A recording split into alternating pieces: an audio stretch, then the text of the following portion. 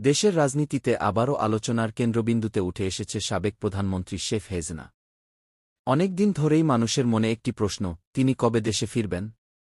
এই প্রশ্নের উত্তর জানার অপেক্ষায় ছিলেন অনেকেই।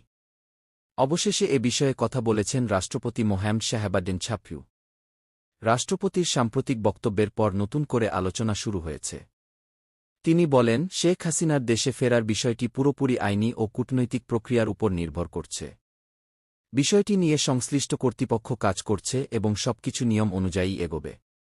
রাজনৈতিক বিশ্লেষকদের মতে, একজন সাবেক প্রধানমন্ত্রীর দেশে ফেরা শুধু ব্যক্তিগত সিদ্ধান্তের বিষয় নয়, বরং এর সঙ্গে জড়িত থাকে রাষ্ট্রীয় আইন, আন্তর্জাতিক সম্পর্ক এবং রাজনৈতিক পরিস্থিতি।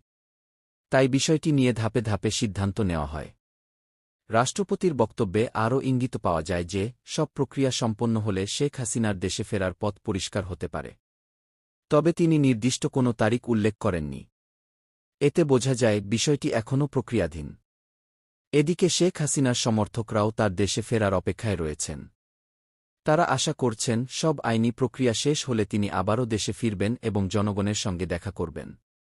রাজনীতির অঙ্গনে অনেকেই মনে করছেন, শেখ হাসিনার প্রত্যাবর্তন দেশের রাজনৈতিক পরিবেশে বড় ধরনের প্রভাব ফেলতে পারে।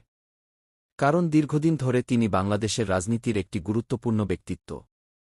সব মিলিয়ে রাষ্ট্রপতির বক্তব্যের পর মানুষের কৌতূহল আরও বেড়েছে।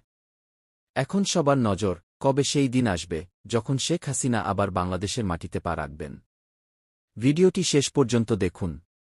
আপনার মতামত কমেন্টে জানান। ভালো লাগলে লাইক, শেয়ার ও সাবস্ক্রাইব করতে ভুলবেন না।